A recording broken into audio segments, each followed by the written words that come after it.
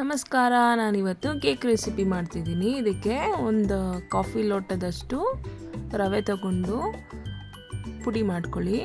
ಈಗ ಮುಕ್ಕಾಲು ಕಾಫಿ ಲೋಟದಷ್ಟು ಸಕ್ಕರೆ ತಗೊಂಡು ಅದು ಕೂಡ ಪುಡಿ ಮಾಡಿ ಈ ಥರ ಜಲ್ಡಿ ಇಟ್ಕೊಳ್ಳಿ.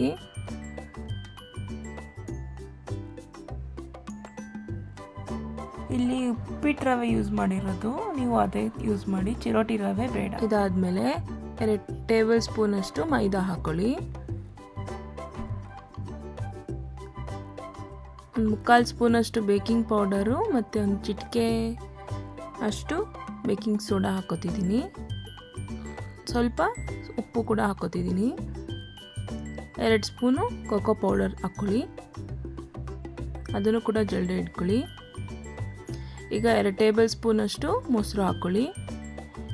ನಾವು ತೊಗೊಂಡಿದ್ವಲ್ಲ ರವೆ ಕ್ವಾಂಟಿಟಿ ಅಷ್ಟೇ ಮೆಜರಲ್ಲಿ ಹಾಲು ಕೂಡ ತಗೊಂಡು ಹಾಕ್ಕೊಳ್ಳಿ. ಅದು ಬೆಚ್ಚಗಿರಬೇಕು, ಫುಲ್ ತಣ್ಣಗಿರಬಾರ್ದು.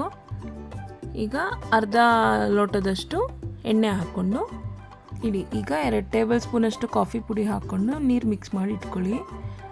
ಈಗ ಇದೆಲ್ಲ ಮಿಕ್ಸ್ ಮಾಡಿ ಇಟ್ಕೊಳ್ಳಿ. ಚೆನ್ನಾಗಿ ಮಿಕ್ಸ್ ಮಾಡಬೇಕು, ಜೂರು ಗಂಟಿಲ್ದಂಗೆ ಮಿಕ್ಸ್ ಮಾಡಿ. ಈಗ ಕಾಫಿ ಪುಡಿ ಮಿಕ್ಸ್ ಮಾಡಿದ್ವಲ್ಲ ಅದು ಕೂಡ ಬೆರೆಸ್ಕೊಂಡು ಚೆನ್ನಾಗಿ ಮಿಕ್ಸ್ ಮಾಡಿ. ಈಗ ಒಂದು 10 ನಿಮಿಷ ಪ್ಲೇಟ್ ಮುಚ್ಚಿ ಇಟ್ಬಿಡೋಣ.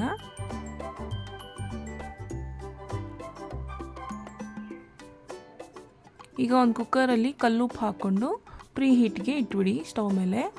ಈಗ ಒಂದು ಸ್ಟೀಲ್ ಪಾತ್ರೆಗೆ ಎಣ್ಣೆ ಸವರಿ ಇಟ್ಕೊಂಡು 1 ಸ್ಪೂನಷ್ಟು ಮೈದಾ ಹಾಕ್ಕೊಂಡು ಡಸ್ಟ್ ಮಾಡಿ ಇಟ್ಕೊಳ್ಳಿ. ಈಗ ಇದಕ್ಕೆ ಕೇಕ್ ಮಿಕ್ಸ್ಚರ್ನ ಹಾಕಿ ಇಡಿ.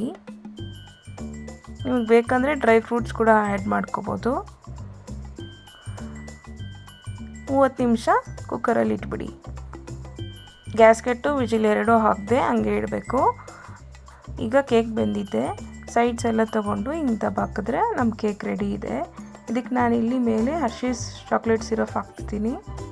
ನೀವು ಬೇಕು ಅಂದರೆ ಹಾಕಿ, ಇಲ್ಲಾಂದರೆ ಸ್ಕಿಪ್ ಮಾಡಿ.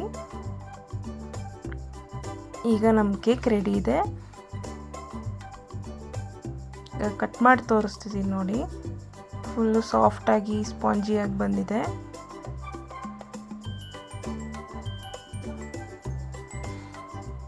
ನಮ್ಮ ಕೇಕ್ ರೆಡಿ ಇದೆ. ಹೇಗಿದೆ ಹೇಳಿ ಕಮೆಂಟ್ ಮೂಲಕ ತಿಳಿಸಿ.